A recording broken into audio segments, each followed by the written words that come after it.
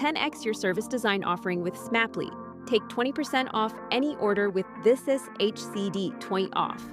Let's superpower you and your design team's potential. Sign up at smaply.app. Enjoy the episode from your friends at Smaply, helping support This Is HCD podcast.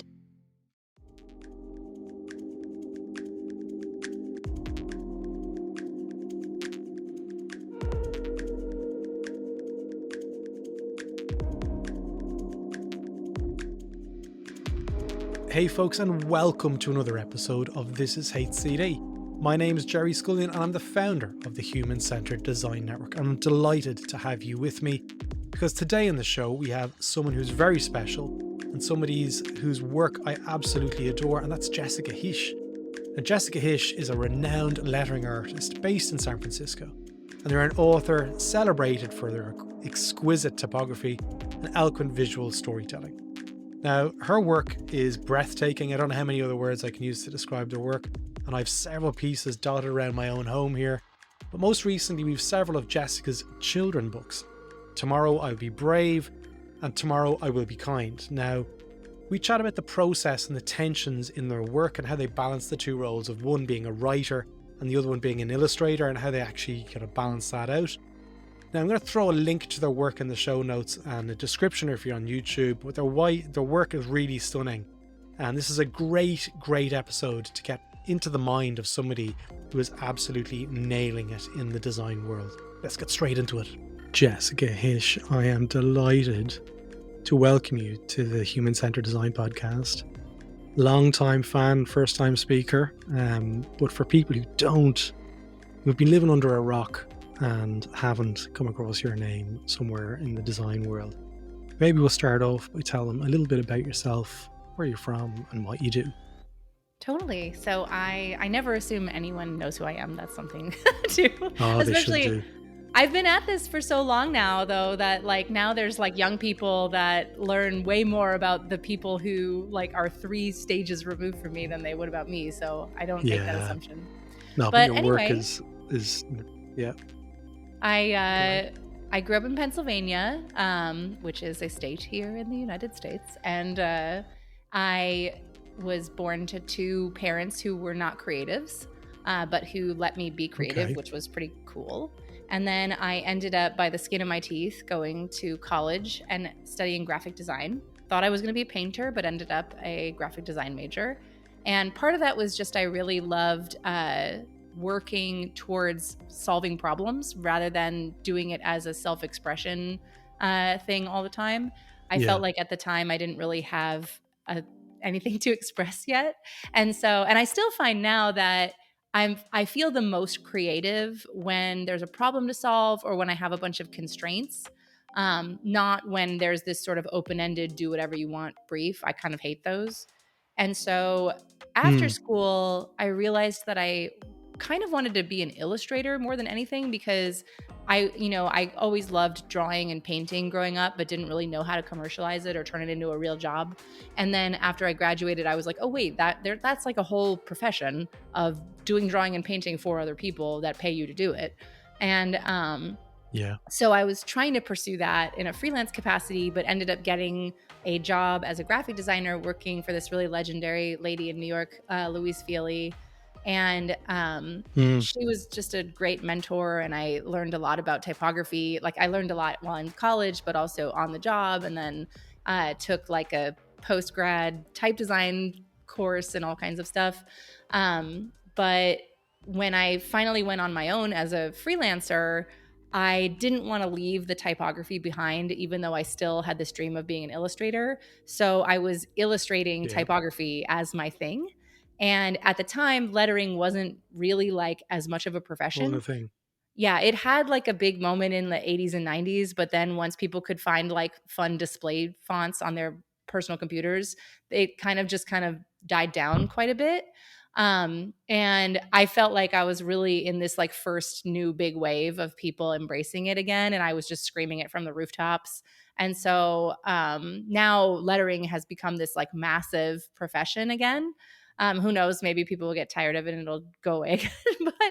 but I feel like part of that was me and a handful of my peers just constantly shouting about it, and Mm, being really early on in the trend for that. And so I've been on my own freelancing or running my own studio since 2009. And I work for all kinds of clients. I do stuff for film, for books, for ad campaigns, for logos, all sorts of things. And then once I became a yeah. parent, I started doing illustrating and writing kids' books as well. And so that's sort of the biggest arc. That is you're too humble for a start, because like you said, do a bit of movies, do a bit of this. Like, you've done some serious work over the last 15, 16, 17 years, whatever it is. I'm not great at maths. But for anyone who's still kind of wondering, like, do they know any of the work? I'm going to put a link into the show notes straight away, so you can click down below. If you're listening to this on Spotify, or if you're watching it on YouTube, it's in the description box. Click on. You'll definitely follow along with this conversation as we're kind of learning more about Jess's background. You touched on something there at the very end, Jessica, where you mentioned about becoming a parent and writing a book for the first time. Like, in the podcast, This is HCD, we really kind of speak to an audience around change makers, people who want to make the world a better place, who are kind of in that mindset of doing good. And I think we've a couple of prints floating around my home here. And my wife is a big fan of the positivity that sort of comes through in your work. Like, I think there's one about sleeves up. Um, sleeves up. I can't remember what it's called, but hard work and all this kind of stuff. So you've got some of these seedlings that have happened even before you became a parent. And it's like the first book. When was that written? What was that called again? Tomorrow I'll be That one's kind. Tomorrow I'll Be Brave. Which one? Tomorrow I'll be Tomorrow brave. I'll We've Be got two Brave. of these Yeah. books in this. Tomorrow I'll be brave. So tell us a little bit about the background to this book. Like, you had your first child, and what happened? Well, for one thing, I'm sure you probably have a fair amount of parents in your audience also. Um, Yeah, if you are a creative person and then become a parent, you become this like idea factory, like no matter what, where you just see all the things around you and you go, oh my God, this playmat is so ugly and horrifying. If only I could start a company making beautiful design playmats, and you yeah, just see opportunity at every turn. And I think as an illustrator, and also someone who enjoys writing and things too, I was reading so many kids' books, because it's just a part of your routine from even when you have an infant. It's just a way to center a moment with your child where you're not just like goo goo guying at them. You're, intentionally showing them stuff and reading them stuff. And I realized I had wanted to illustrate or write a kid's book before, but I didn't really know what the right moment was. And I sort of felt this weird silent gatekeep around it, which didn't actually exist. I felt like there was this mm, like, oh, I'm not allowed to do that. People like devote their lives to that and they understand it and all this kind of stuff. But then as my kids would fall in love with random books, I was just like, I don't like this mm, book, but you do you. It made me realize that there's just like an unlimited need for children's books, because even if your kid is like into this really specific thing, like my kid likes dinosaur trucks or whatever. Like if you don't have like 20 yeah, books about dinosaur trucks, you're just reading like one dinosaur truck book over and over and over and over and over again. Um, and so yeah. it makes it so all of a sudden True. this like bar to entry feels quite low, where you're like, all I need to do is find a thing that I know I wish was expanded upon, or like has a different spin on it, or it's within this universe that my kid likes or whatever. And so for me, I had been in therapy for a few years and had felt like I learned all these really basic feeling tools that were really hard to learn, as an adult. And when you say Yeah, them, it seems so simple, but trying to actually put them into practice is the difficult thing. And I wanted to sort of like take these lessons that I was learning and teach them to my younger self. My younger self was like existing here in the world as my child. I was just like, oh my God, you are like yeah, me being able to take care of my child self by giving you the resources Yeah, that I I get didn't that. have, And so Tomorrow I'll Be Brave is all about like I just noticed that there were a ton of books about like you can be anything, you can be president, you can be an astronaut, like Yeah. whatever, but not a ton of books that talked about what happened when you don't achieve your goals and like that it's totally Mm, okay and that you can't be everything at once, but it shouldn't stop you from like trying to be different things and sort of like feeling out yourself per day and being like what am I capable of today and like letting yourself do the mm, thing that feels like you can have the most impact in that moment versus trying to like climb some artificial ladder or trying to like do everything all at once. Like we're never going to be capable of doing that. And just sort of like in teaching that like you might have all these goals, but you're not going to be able to do it all at one time. So like just celebrate the 100%. things that you were able to do instead of getting yourself all down on the things you weren't. Yeah. So that first book came out probably 6 years ago. Is it around that Yeah, time? I think it came out Is it in that long? I wanna Five, say 6? 2018, 2017 or 2018. It was before the pandemic. I remember that. I know that because we were reading it during the pandemic. Um, so what was the journey like where you decided this was something you were going to pursue? How do you prototype something like this? How do Well, you were at you first using your I was gonna say, at first I thought I was gonna self-publish it, and so I was on okay, this big hot kick about how I was gonna self-publish it, and so I tried to hold myself accountable to that by talking about it in public at conferences, and mm, so I yeah, wrote the manuscripts to both Tomorrow I'll Be Brave and Tomorrow I'll Be Kind, and then I illustrated, like, 2 spreads of them, and then I went on stage at a conference and was like, "I'm writing a kid's book and I'm going to release it." And then I just completely lost steam, and sort of needed the no accountability way, of a publisher. So I ended up deciding that one, I wanted the accountability of working with other people, but also I knew that I wanted the book to have an audience that was wider than just designers and other creative people because it's sure, for any kid, it's not just for creative kids.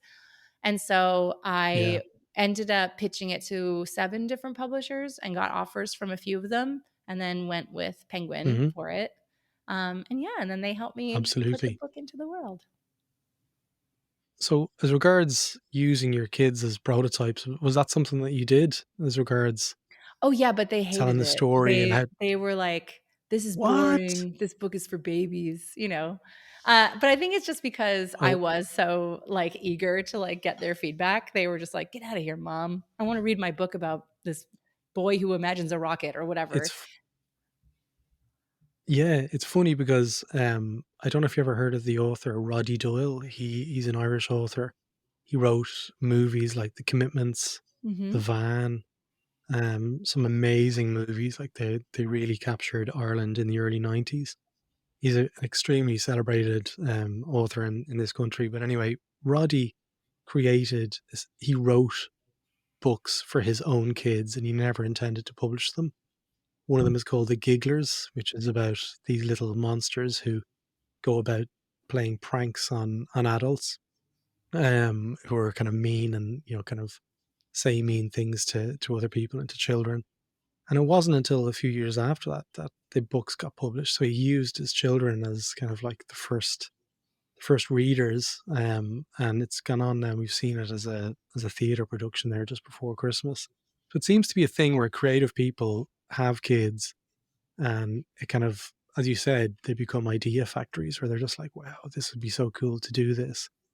I'm surprised your kids didn't like it, but do they They were like it just now? Now I the fact think that mum has got like four of them. they're very proud of me, and they love, Yeah. like, talking about how their mom is her own boss and blah, blah, blah, and, like, writes books, and they love that, but my daughter has always been like, my daughter especially, she's always, like, How old is she years now? past what she's supposed to be. She's 8 and a half now, almost 9, and so she She's was driving a in car, is she? I mean, basically. She last year when she was in 2nd grade, she was reading at like a 5th or 6th grade level. And so when she first Right. started reading, she like immediately went from like basic like ABC whatever books to like graphic novels. So she just like bypassed picture books entirely. And so she just felt like my Yeah. books were like too simple and not like complicated enough for her even when she was little. My youngest, Well, however, he's into it. He was really into Tomorrow I'll Be Kind for a while. That was like his fave. And then my third book, Who Will You Be?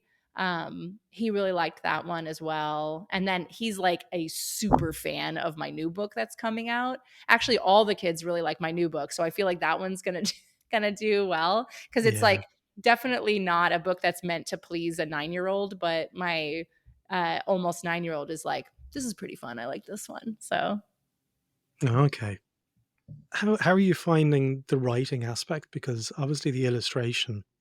When I remember when I saw that book coming out, I was like, okay, at that stage I was a new dad, and I was like, okay, fan of the lettering, the illustration work.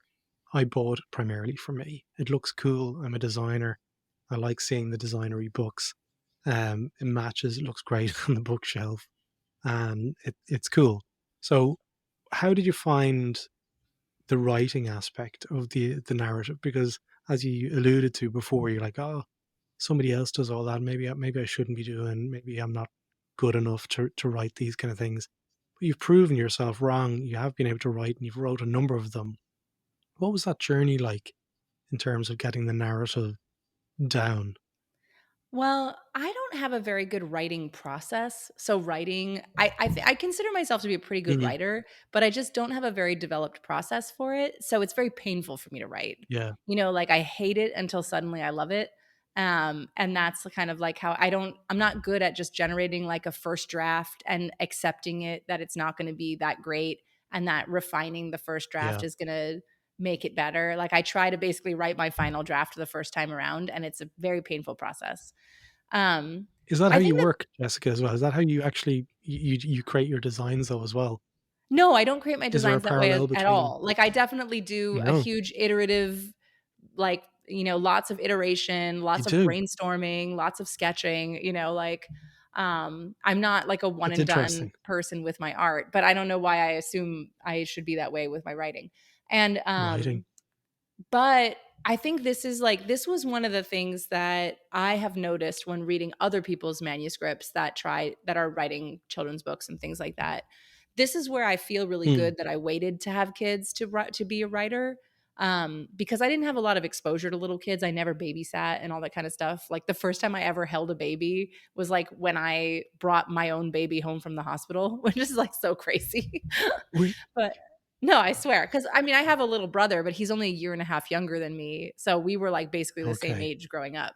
And I had Yeah. younger cousins, but they were like, they didn't live Yeah. close to us, so I didn't hang out with them. And so, Yeah.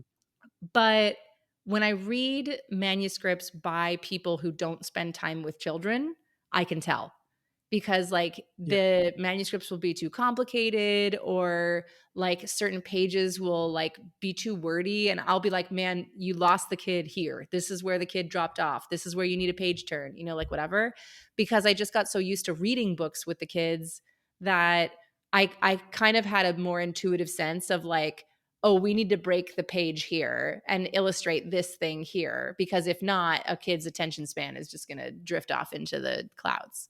And so I think now I've always been like a relatively empathetic person and like that's how I design is like I Hmm. visualize the people that I'm designing for. And that visualization is like, and having an audience for my work is how I'm able to make my work. And so with Hmm. writing, it's sort of the same thing. Like I have to like really get in the head of a person reading this, be that a parent or the kid listening, and be like, what do they Hmm. want out of this experience? As a parent, there's some books that you have where they're able to be like really funny and tell like these little visual jokes or even verbal jokes and you can read it over and over again and it continues to be like entertaining and funny. And then there's some that you read where the joke is like too heavy-handed and it's just like you're just saying that joke again and again and again every time that you reread this book and it just makes it so unfunny and unpleasant. And so it's sort of finding this balance in your writing where you know that this is not just a person doesn't read this book one time and put it down and never picks it up again. Yeah. It is a thing that you read again and again and again. And that makes you write things a little bit differently. You have to understand that everything that you have in the book has to be something that can be repeated and won't get old if possible. And then also, too, like, Mm. you have to think about read alouds when it comes to children's books, where there's going to be times when kids can't really see the illustrations as well. So the words have to be quite visual too. And so you try to just pack as much in as little as possible. It's really a huge exercise in editing, writing for children, where you're Say trying to so, just yeah. pack such a crazy punch into just a few words, to the point where even a sentence can create like a whole visual for someone. And then if you think about it Yeah. as the fact that most children's book authors are not also illustrating their books, right? Like, it's quite rare Yeah. where you have like an author illustrator. The usual thing is that there's a separate author and a separate illustrator. As an Yeah. author, you have to build in the prompts for your illustrator. And so you can think of that even Okay. as the author illustrator, where you're writing for your illustrator self to be able to pick up the seeds of what you have written and expand upon them with the illustration. So it's like you sort of have to pretend like you're in this partnership with these two sides of yourself, and you want to help your Yeah, I was illustrator gonna self say. out. Yeah, totally. You want to help your It's illustrator kinda self cra out by laying down the tracks for them to pick it up. Yeah. I was gonna delve a little bit deeper into that whole kind of process of, did you see a visual of the story before you saw the narrative? Because it's kinda like a rock band. Someone who sees the lyrics and someone sees the melody, you're kinda jamming in real time. You're kind of like, this is a groove. So did those 2 go in harmony? Were they running asynchronously to the process? Were you sketching ideas down? I'm really keen to Yeah, understand a little bit more yeah. around the I think process. it wasn't necessarily that I was doing sketches while writing, but as I was Mm, writing, I would come up with like a visual metaphor that would work for that thing that I was writing, and come up with a few of them, and then think about, in terms of the pace of the book, like which one is going to work the best to get us to the next part.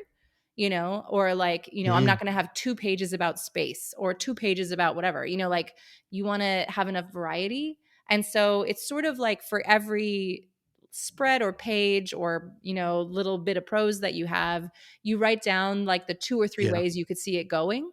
And then each one of those things has its different directions. And then in the end, you like mm, highlight or circle or whatever, or edit down to the thing that you think is going to contribute best to the whole based on all the other ideas that have shown up, versus falling in love with sure. like this one thing for this one part, which suddenly has a cascading effect down the line on other parts of the book. Yeah, it's an interesting process when you hear it, when you're sort of laying it out there. What was the biggest challenge for you when you were creating these books? You The mentioned about running out of steam when you said you were gonna do it independent, but then when you suddenly have publisher breathing down your neck saying, "Hey."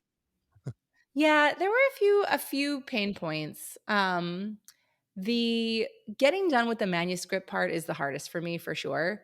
Like actually Yeah. getting the manuscript to a good finalized place. Part of that is because, you know, you're working with an editor like as well, and they end up like having really strong opinions about certain things in it, and you can fight them on that, but they also like have a lot of experience and you also should probably like take a knee sometimes and let them get their way. But it was really tough with a couple of the books that I've written, because I felt like I had more visual language in the manuscripts, and it got kind of edited Mm, away and then felt quite bare bones when it was like down to its final yeah. manuscript. But then, you have to just remember that you can build that out with the illustration. So yeah, I mean, the writing is definitely the hardest hurdle for me. It's a thing that I don't have. Like with my illustration, I know the process. I know it's just like read Mm, the material, write down ideas based on the material, respond to those ideas with visual thumbnails or whatever ideas, develop those further into sketches, get the sketches approved, work on the finals, etc. I have this really like concrete process for moving through. And Yeah. with the writing, I feel like I'm just always second guessing myself, or like I'll write something and think it's really good, and then someone else will think it's really cheesy. But the thing is, it's like there's things that you'll hear about writing kids books that are true a lot of times and completely false other times. Like when I was doing Tomorrow I'll Be Brave and Tomorrow I'll Be Kind, there was like all of the publishers were talking about, oh, well, rhyming books don't sell anymore. Like nobody wants to do rhyming books or whatever. And which is just not true. Like every time that you find That's like not your true. Yeah. like some aunt or uncle like gets a kid's book for your kids, it's always a rhyming book. And so I think it's like Yeah. And they love it. sometimes publishers and people within the book world are paying attention to what people within the book world are saying and not necessarily what customers are saying all the Yeah. time. And that's not to say that I can that's imagine. like 100% true, but I just feel like you know how it is. It's like graphic designers talking to other graphic designers about thing they care about is totally different than if you talk to a random person in the world about that same topic. Like that a random person in the world doesn't actually care at all about the thing that you're so heated about. And Yeah. so or has It's like like an a A&R person. yeah, or like, like this is why people still get butterfly tattoos. Like people have butterflies, the end. Like it's like you can say that that's going to stop, but it's not going to stop because like people just love butterflies, hummingbirds, whatever. Like there's things that regular people love, and we shouldn't shame them for it. We should embrace it and Hmm. fold it into our work. And I think regular people Yeah. love rhyming books, and so if you can write a good rhyming book, it's going to sell. Yeah. Who do you think is kind of doing it well? Like, who are you looking at, kind of saying, well, they've got a really nice style? Like, are you able to compare your work? Because it seems to have a unique place amongst our, like, we've got a ridiculous amount of kids books, folks. For our listeners of the podcast, Adrian Tan, who was part of this as HC a long time ago, she gave us maybe 400 or 500 books when her first child was born. So we've probably got 1,000 or 2,000 children's books floating in this house. But it does hold its own. It doesn't really sit amongst anyone else. Like it's close to the Julia Well, Donaldson books. I know that. part of it is that no one's making lettering books or like books where lettering is a focus because they're impossible to Mm, internationalize. So like it's tough to sell through a book because you're okay. limited to whatever language that book was created in unless you completely recreate all of the artwork. And so that's been sort of the case with Tomorrow Be Ah, Brave and Kind, where like another person who writes a children's book that is just all pictorial and narrative, the you Gruffalo, for instance. Yeah. yeah, you typically will just like the story will be printed in black ink. They can just not print that plate for like a huge run of books Of and then course. switch just that plate and swap out the languages in like dozens of different languages. But when the artwork Mm, itself is language, it's very you're limiting yourself into the audience that it can find. And yeah. people ask me all the time, like, oh, is this available in French? Or when are you going to do this in Portuguese or whatever? And I'm like, when some publisher Yeah. wants to do it and wants me to redo all the artwork, basically. So I think Yeah. that's one of the How reasons would that why work there's though, not a Jessica? ton. What were you saying? How would that work in terms of timing? Like, how long did it take you to create this book? So if you had to create them in different languages, Well, presumably it would take you this probably a similar it amount. wouldn't take me the same amount of time because a lot of the artwork creation is sort of in the like figuring it out stage. And once it's figured out and it's just Mm, about recreating it in another word, you're not even recreating all of the artwork, you're just recreating that one part. And so I've already yeah. translated Tomorrow I'll Be Brave into German and French. And so Okay. and that's just because like publishers within those languages will approach Penguin and say, "Hey, we want the rights to publish this in Germany." And then we work out a thing where they Uh, pay me for my time to like redo the spreads that need to get redone. But people are always mad at me. They're like, "How come you didn't do it in Spanish first?" And I was like, "It's not on me. I'm not the one choosing to publish these books." But yeah, no, they take a few weeks to redo, but the process of actually creating them takes quite a bit longer. I think like start to sure. finish, Tomorrow I'll Be Brave was something like 400 hours, and Tomorrow I'll Be Kind was like 600. Really? Yeah. quite a That's not that bit. bad. It's not that bad, but it's I was going like to say that's not that. you're not doing it in a straight shot though. You're doing it like Oh, 2 okay. weeks of intense work, and then you send off the manuscript and it gets rewrite, and then it comes back to you and you redo that or whatever. So it's all these like really intense pockets of time, and then it Yeah. like is a big gap between when you send off the work and get the next round of feedback. So it's like 2 weeks of intensity, 3 weeks of nothing, 2 weeks of intensity, 3 weeks of nothing. Mm. And that's kind of like the process for working The with a cadence. publisher. Here's a question for you, and you can dodge it if you want, because in case your publisher is listening. It's one thing if the publisher maybe gives you critique on the words, but did you ever encounter critique on the illustrations? Yeah, but usually And if how they was that gave me handled? critiques on the illustrations, it was like a misunderstanding about something in it. Where in Okay. one of my Because that's books, kind of your domain. Like that's, yeah, yeah, yeah. I thankfully, I mean, I'm very lucky. I'm very lucky because I can usually be like, I don't want to do that. And then the publishers are like, okay, like not everybody has that power.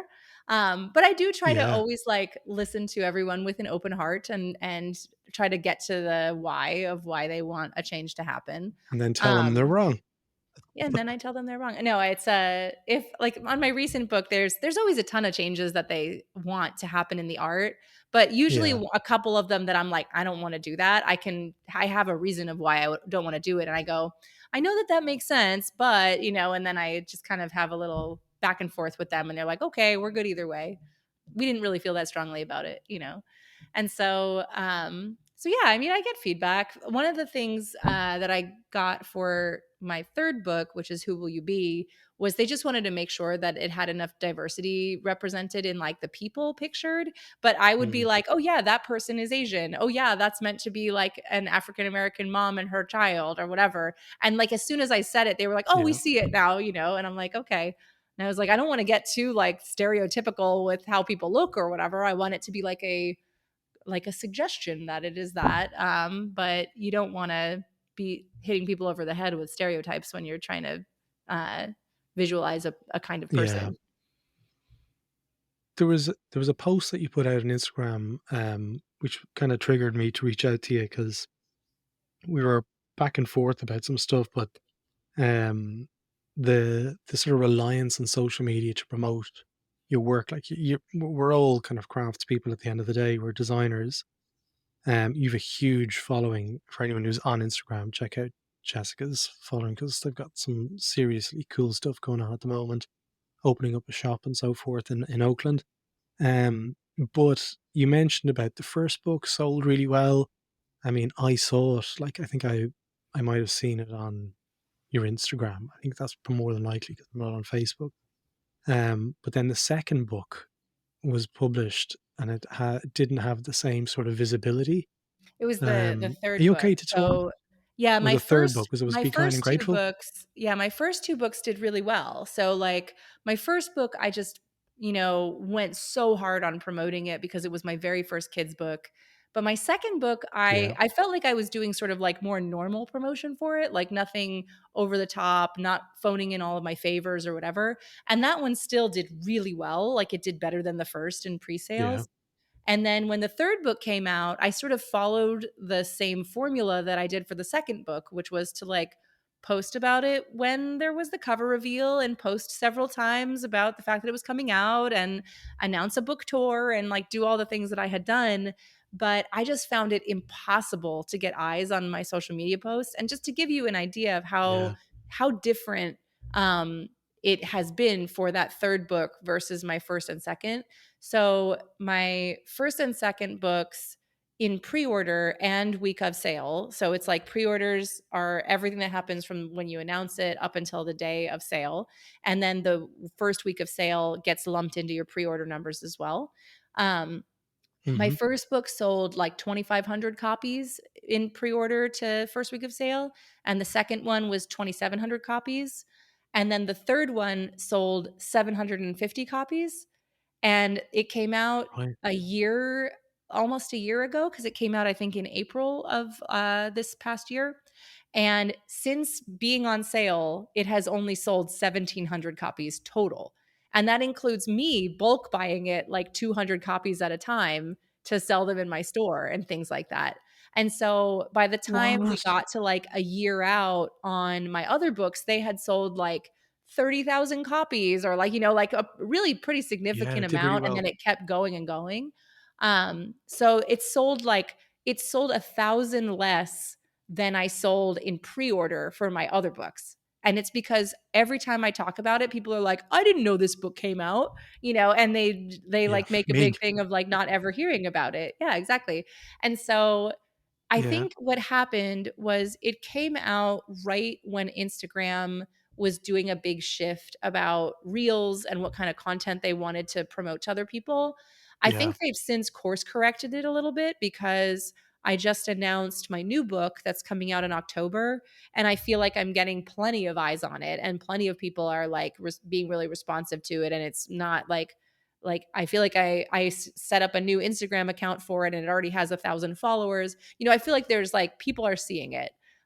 Whereas with the third book, like no one saw it. I have 200,000 followers, and the posts that I would make about the book would get like 400 likes, or like be seen by, less than 3% of my followers or something like that. And it was just because at the time they were really pushing video content. And so I'm hoping that things have like sort of corrected a little bit in that regard.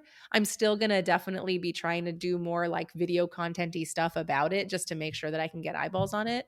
But yeah, I mean, it was really destabilizing, because I felt like I had this thing that was really reliable for getting eyes on the things that I made, and then it just felt like it evaporated overnight, like the ability to trust in it. And so and it's made me really reconsider social media in general. Like, not that I'm not the first person yeah. to be like, social media is not all the way healthy for us. Like everybody thinks that and knows that. But I'm actually writing a talk right now, because I'm doing a few public speaking things in the next few months. And it's going to be really about like embracing IRL and trying to have real human connections to people, Yeah, rather than relying on social media to make those connections for you. Because I think we all got completely. into this like idea that I'm sharing the things that I'm doing on social media and my friends follow me. Therefore, my friends see it. Therefore, I don't feel like I should go and reach out to No. them separately and tell them about my life or connect with them. So, because you're like, oh, Yeah, that's just like me doubling up on that. When really, like, there's no guarantee that anybody that follows you sees things. And so it's actually made us 100%. less likely to reach out to people and make the actual in-person connections, because we just assume that they know about the thing already.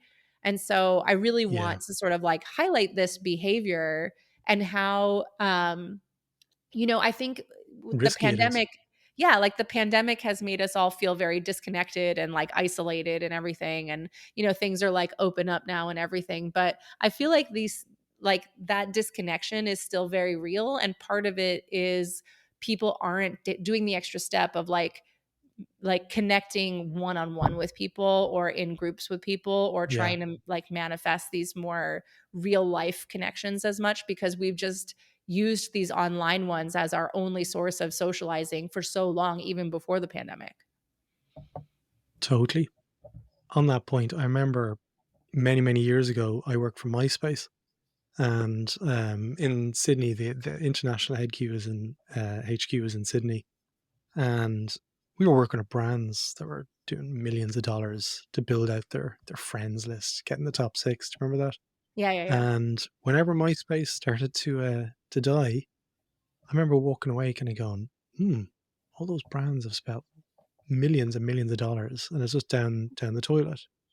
So from that moment on, I always encourage people to build their newsletter list, to have that kind of connection directly with the customer. So with Instagram at the moment, you've got 200,000. I saw that happen on the other day, and it's a great milestone. But if people want to stay in touch with what you're doing, is newsletter still the best way for them to engage with you? It's Is that definitely a something good that you way. still believe? I I love my newsletter because I don't send it out often. It takes me so long to write it that I only do it like every couple of Yeah. months. But I do feel like while I share often on social media, the newsletter I feel like is the way that I can like guarantee that the people who care about my stuff see my stuff, you know? So I don't share everything Same. in my newsletter that I've posted on Instagram because I don't want it to be like a big look at me festival every time I send a newsletter. And I Yeah. tend to write about super random things too, like doing karate with my son and all that kind of stuff. Because I feel like I treat it more like we're pen pals, you know? Like, I love it when people write me Yeah. back. Like, when I send out my newsletter and then people write me back and tell me about their life, it's like so fun for me.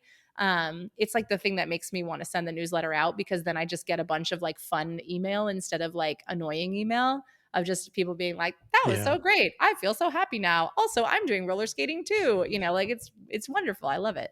And so you kind of have to do both, like, you know, follow me on the Yeah. internets and then also the newsletter is really fun. I promise I'm very not spammy. I send them out so You're not at all. occasionally.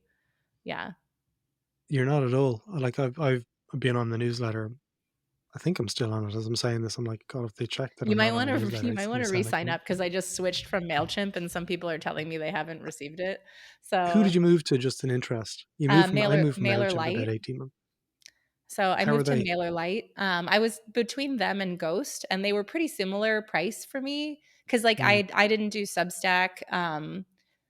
They were trying to yeah, court me like a long time ago, and I didn't do it because they had this crazy high expectation of like how many emails they wanted you to send out, and I was like, I don't you want to were do that. grand, yeah.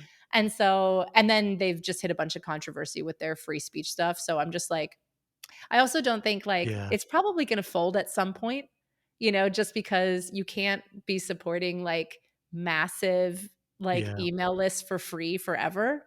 So I don't know. 100%. Well, that's what MailChimp did. They Yeah. gave you was it 1,000 subscribers for free, and Yeah, then well, they my just hit you MailChimp, with massive. because I had 16,000 subscribers, because that's how many I have, MailChimp was Yeah, $330 a month, which, like, for someone it's that sends crazy. out, like, 4 emails a year, it was really hard to justify, like, you That's know, crazy. $1,000 an email, you know, so but Yeah, that is crazy. So MailerLite is MailerLite is I've ended up I've being checked them about out. 125 a month, and it is very similar for Yeah, me. Like, Ghost is the other one that a lot of people have been using, but it's probably, like, more rich than yeah, I need.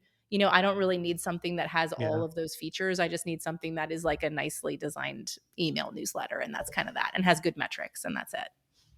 Did you check out ConvertKit? Just an You know, interest. someone had recommended ConvertKit to me too. I did MailerLite because my friend Dan Cedarholm always talked about it, as Yeah, being yeah. really great, and I know a few other people that use it that like it. Same a lot of American people I know use MailerLite. A lot of European people are using ConvertKit. It's kind of like it's just interesting. But yeah, MailerLite, they're all pretty much the same thing. But sorry to deviate a little bit on that. Well, look, Jessica, I know it's coming towards the end of your lunchtime, and I know you have not had your lunch, and I want to let I you know. go. I have I wish you the my bag of grapes, but that's it. your bag of grapes. I feel like your mum here, but you need to be eating more than just grapes for your lunch, Jessica. I know, I will. I have soup in over here You, sometimes I'll have soup and grapes. ah, good, good, good. Get a good lunch into you. But I wish you the very best of luck with the new book. I have just bought the last two books from you on your website. So when you turn on your Do Not Disturb, you'll see two little pings. My kids will be getting them in the next couple of weeks, but Oh, hopefully by yay. the time I do the intro for this podcast, I'll be able to have them on the desk and show them to the listeners. So we Oh, yeah, mentioned and there about your newsletter. if I can hard sell your listeners on pre-ordering my new book, it's called, My First Book of Fancy Letters.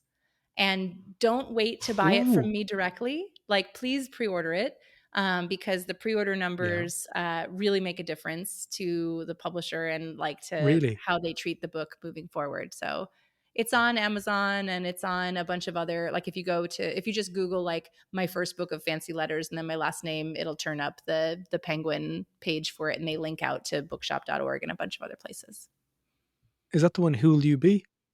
No, that Is one that is the name of the out. You book? can buy that one now, and that will show up whenever it shows up. The new one is called My First Book of It says Fancy coming Letters. soon on your website, though. I It says have to coming update soon on the that. website. I just put it on Come there the other. on. I know. I just put it on there the other day. Oh, wait, does it say coming soon on my shop? That just means that it's sold out right now and I have to Yeah. update the numbers. Yeah. So Oh, don't okay. you So can buy what's them anywhere though. the You new don't have book to that you're buy it from me.